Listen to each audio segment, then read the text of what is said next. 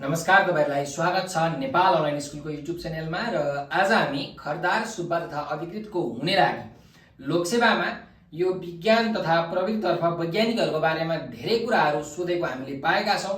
So आजको यो भिडियोमा हामी वैज्ञानिक भाग 1 लिएर आएका छौं, जसमा हामी आज 5 जना वैज्ञानिकको बारेमा विस्तृत रूपमा जानकारी लिनेछौं, जुन तपाईहरुलाई लोकसेवाको जीकेमा चाहिँ फर्स्ट पेपरमा जोडा मिलाउ जस्ता प्रश्नहरुमा, ठिकै बेठिक छुट्टियो जस्ता प्रश्नहरुमा अथवा straight forward level 1, level 2, level 3 सबै प्रकारका क्वेशनमा यस्ता क्वेशन्सहरु आउँछन्। सो सुरु गरौं हाम्रो सबैभन्दा पहिलो वैज्ञानिक आर्किमिडिजबाट। यिनको जन्म ईसापूर्व 287 287 BC मा ग्रीसमा भएको र यिनलाई हामी ज्यामितिको राक्षसका उपनामले पनि चिन्छौं।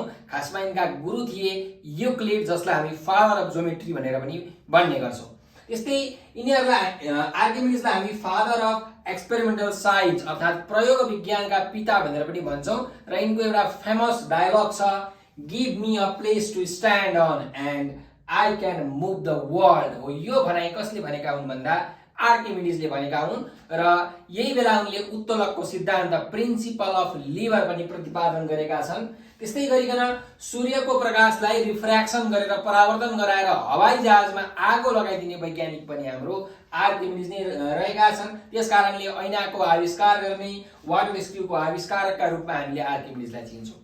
र गणितीय हिसाबमा यो जुन पाईको भ्यालु छ, हामी 22/7 लेख्ने गर्छौं। यो भ्यालु पत्ता लगाउने वैज्ञानिक पनि आर्किमिडिज नै हुन्। मैले कुरा गरिहाले उत्तोलकको सिद्धान्त। अर्को छ रिलेटिभ डेन्सिटी अर्थात सापेक्षित घनत्व। विद्यार्थीहरु सापेक्षता र सापेक्षित घनत्वमा एकदमै कन्फ्युजन हुन्छन्। सो आर्किमिडिजले सापेक्षित घनत्व अर्थात रिलेटिभ डेन्सिटी प्रतिपादन गरेका हुन् भने अल्बर्ट आइन्स्टाइनले सापेक्षता अर्थात रिलेटिभिटीको थ्योरी चाहिँ प्रतिपादन गरेका हुन्, नबिर्सौं। सो रिलेटिभ डेन्सिटी भनेको के हो त अलिकति बुझिहालौं। सो कुनै पनि कुराको रिलेटिभ डेन्सिटी यदि 2 छ भने त्यो कुरा चाहिँ पानी भन्दा 2 गुणा भारी छ भन्ने कुरा बुझ्नु पर्यो। र यिनका फेमस कृतिहरू छन् हाम्रो spheres and cylinders, floating bodies, measurement of circle, यी यिनका कृतिहरू।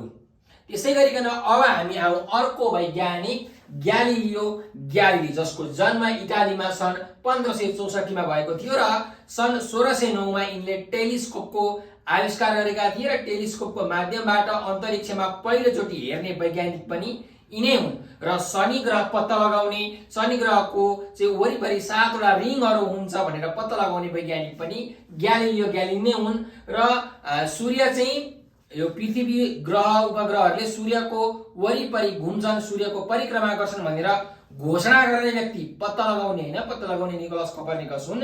सो घोषणा गर्ने व्यक्ति, पहिलोपल्ट घोषणा गर्ने व्यक्ति पनि ग्यालिलियो ग्यालिली नै हुन्, जसको कारणले गर्दाखेरि विभिन्न क्रिश्चियनका धर्मगुरुहरूले यिनलाई जेलमा पनि हालेको थियो भनेर हामीले कथामा पढ्ने गरेका छौं। त्यस्तै गरिकन नेभरदलेस इट मुभ्स भन्ने एकदम प्रसिद्ध भनाइ छ यिनको ग्यालिलियो ग्यालिलीको, यो पनि हामीले याद राखौं। त्यस्तै चन्द्रमाको चाहिँ आफ्नै प्रकाश हुँदैन, यसले चाहिँ सूर्यको प्रकाशलाई चाहिँ रिफ्लेक्ट गरेर हामीले देख्छौं भनेर पत्ता लगाउने वैज्ञानिक पनि यिनै हुन्, ग्यालिलियो ग्यालिली। त्यस्तै ज्यामितीय कम्पास बनाउने, तापमापक यन्त्र बनाउने वैज्ञानिक पनि ग्यालिलियो ग्यालिली नै हुन्। लोकसेवामा अर्को के सोधेको छ भने लिटल भ्यालेन्स भन्ने कृतिका लेखक को हुन् त? यो हुन् ग्यालिलियो ग्यालिली। अर्को द स्टेरी मेसेन्जर भन्ने कृतिका लेखक पनि ग्यालिलियो ग्यालिली नै हुन्। अब कुरा गरौं हाम्रो एकदमै famous scientist sir Isaac newton. हुन त हामी यिनलाई फादर अफ फिजिक्स भौतिक विज्ञानका पिता भनेर पनि भन्छौं, तर आधुनिक भौतिक विज्ञानका पिता भने जोन डाल्टन हुन्, कन्फ्युज नहुनु होला। यिनको जन्म इंग्ल्यान्डमा चाहिँ सन् 1642 मा भएको थियो भने 1667 मा यिनले ग्राभिटेशनल ल गुरुत्वाकर्षणको नियम यिनले पत्ता लगाएका थिए। हामीले एउटा फेमस कथा सुनेको छौं, स्याउको बोट मुनि बसेर चाहिँ पढिरहेको बेलामा अथवा केही सोच्दै गरेको बेलामा माथिबाट स्याउ खस्दाखेरि यिनले ग्राभिटी पत्ता लगाएका थिए भन्ने कुरो। त्यस्तै गरिकन यिनलाई गतिका नियम प्रतिपादन गर्ने वैज्ञानिकको रूपमा पनि हामी चिन्छौं। Laws of motion, first law, second law र थर्ड ल। यो तेस्रो ल एकदमै चर्चामा रहेको छ। Every action has equal but an opposite reaction भन्ने कुरा, हरेक क्रियाको बराबरी र ठ्याक्कै विपरीत के हुन्छ त प्रतिक्रिया हुन्छ भन्ने यिनको एकदमै फेमस यो न्युटनको तेस्रो गतिको सिद्धान्त हो। त्यस्तै गरिकन यिनको अर्को थ्योरी छ कर्पस्कल्स थ्योरी भन्ने, लाइटलाई चाहिँ पार्टिकलको रूपमा यो थ्योरीले भनेको छ। सो यिनकै थ्योरी हो, कर्पस्कुलर थ्योरी पनि भन्छौं हामी यसलाई। र प्रिज्मको सहायताबाट चाहिँ यो प्रकाशलाई 7 वटा रङमा हामीले विभाजन गर्न सक्छौं भनेर पत्ता लगाउने वैज्ञानिक पनि यिनै हुन् भने त्यही 7 वटा रङलाई यदि हामीले कुनै पनि सर्कुलर चक्कामा घुमाउने हो भने त्यसलाई एउटा कलर सेतो कलर देखिन्छ भनेर पत्ता लगाउने पनि यिनै वैज्ञानिक हुन्। र त्यो 7 वटा कलर कुन कुन छ? VIBGYOI याद राखौं, violet, indigo blue, green, yellow, orange र रेड, जसमध्ये रातो रङको वेभलेन्थ चाहिँ सबैभन्दा धेरै हुन्छ र भोयलेट रङको वेभलेन्थ चाहिँ सबैभन्दा कम हुन्छ। र यिनको फेमस किताब छ, सोधेको छ लोकसेवामा, प्रिन्सिपिया भन्ने। त प्रिन्सिपिया भन्ने यिनको फेमस किताब सन् 1687 मा यिनले लेखेको हुन्, जुन ल्याटिन भाषामा लेखिएको छ। अर्को अप्टिक्स भन्ने किताब 1704 AD मा यिनले लेखेका हुन् भने यो इङ्ग्लिश भाषामा लेखिएको छ। र अर्को छ फ्लक्जियन नामक कृति 1666 मा चाहिँ यो प्रकाशित भएको। अब कुरा गरौँ हाम्रो चौथो वैज्ञानिक जोन डाल्टनको बारेमा। यिनको जन्म 1766 मा इङ्ल्यान्डमै भएको हो र एटोमिक थ्योरी आणविक सिद्धान्तका प्रतिपादक पनि हामी यिनलाई नै भन्छौं। यो जुन प्रोटोनहरु हुन्छ positive charge, electron negative charge, neutron चाहिँ चार्जलेस, कुनै पनि त्यसमा चार्ज हुँदैन भन्ने यो थ्योरी छ, एटोमिक थ्योरीका प्रतिपादक हुन्। त्यस्तै ल अफ पार्शियल प्रेसर, अपूर्ण चापको चाहिँ सिद्धान्तका प्रतिपादक पनि यिनै हुन्, जोन डाल्टन। एकदमै फेमस भए यो कारणले गर्दाखेरि। त्यस्तै मल्टिपल प्रोपोर्सन लोकसेवामा सोधेको छ, मल्टिपल प्रोपोर्सन सिद्धान्त अथवा नियमका प्रतिपादक को हुन् भनेर, त्यो पनि हुन् चार्ल्स डार्विन। अर्को छ हाम्रो औरोरा बोरियालिस। यो भनेको चाहिँ हाम्रो उत्तरी ध्रुवको माथिपट्टि देखिने एउटा चम्किलो प्रकाश पत्ता लगाउने, यो औरोरा बोरियालिस पत्ता लगाउने पनि जोन डाल्टन नै हुन्। र यिनलाई हामी आधुनिक भौतिक विज्ञानका पिता भनेर भन्छौं। त्यस्तै गरिकन a new system of chemical philosophy भन्ने कृति यिनले लेखेका छन्, जोन डाल्टनले। अब आजको हाम्रो अन्तिम वैज्ञानिक आउ हामी माइकल फराडे। माइकल फराडेले एकदमै धेरै योगदान दिएका छन्, विशेष गरिकन हाम्रो इलेक्ट्रिसिटी विद्युतको क्षेत्रमा र म्याग्नेटको क्षेत्रमा।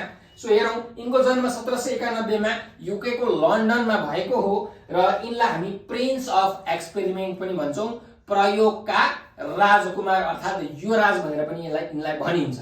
र यिनले जेनेरेटर डायनामोको आविष्कार गरेका छन्। त्यस्तै ल अफ इलेक्ट्रोलाइसिस, विद्युत विच्छेदनको सिद्धान्त प्रतिपादन गर्ने वैज्ञानिक पनि हाम्रो माइकल फराडे नै हुन्। ल अफ इलेक्ट्रोम्याग्नेटिक इन्डक्सनका प्रतिपादन गर्ने पनि यही माइकल फराडे हुन्। सन् 1830 मा पानी तताउने मोटरको आविष्कार गर्ने पनि माइकल फराडे हुन्। श्वास रोक्न सक्ने क्षमता भएको ग्यास क्लोरिन ग्यास पत्ता लगाउने बनाउने वैज्ञानिक पनि माइकल फराडे हुन्। सन् 1840 मा चिम्नीको आविष्कार गर्ने वैज्ञानिक पनि माइकल फराडे हुन्। बेन्जिनको आविष्कार गर्ने, यो हाइड्रोकार्बनमा हामीले पढ्नु पर्ने हुन्छ, त बेन्जिनको आविष्कार गर्ने पनि यिनै हुन्, माइकल फराडे। क्यापासिटरको आविष्कार गर्ने, विभिन्न यन्त्रहरूमा चाहिँ इनर्जीहरूलाई स्टोर गर्नको लागि प्रयोग हुन्छ क्यापासिटर, त यो क्यापासिटर आविष्कार गर्ने पनि यिनै हुन् भने विभिन्न डायम्याग्नेटिक र प्याराम्याग्नेटिक वस्तुहरूको आविष्कारकका रूपमा पनि हामीले चिन्न सक्छौं माइकल फराडेलाई। सो यी थिए 5 वटा वैज्ञानिक जसले विज्ञानका क्षेत्रमा एकदमै आफ्नो जीवन पर्यन्त महत्त्वपूर्ण योगदानहरू दिएका छन्। सो यिनीहरूको बारेमा हामीले अध्ययन गर्नै पर्ने हुन्छ। यो चाहिँ हाम्रो वैज्ञानिक भाग 1 को भिडियोमा तपाईहरुले हेर्नुभयो। अब भाग 2 मा हामी अल्बर्ट आइन्स्टाइन, अटो हानको बारेमा, थोमस अल्वा एडिसनको बारेमा विस्तृत रूपमा जानकारी लिनेछौं, साथसाथै अरु वैज्ञानिकहरूको बारेमा पनि लिनेछौं। सो त्यतिन्जेलसम्मका लागि म कृष्णदासलाई यहाँबाट बिदा दिनुहोस्। हस्त, धेरै धेरै धन्यवाद।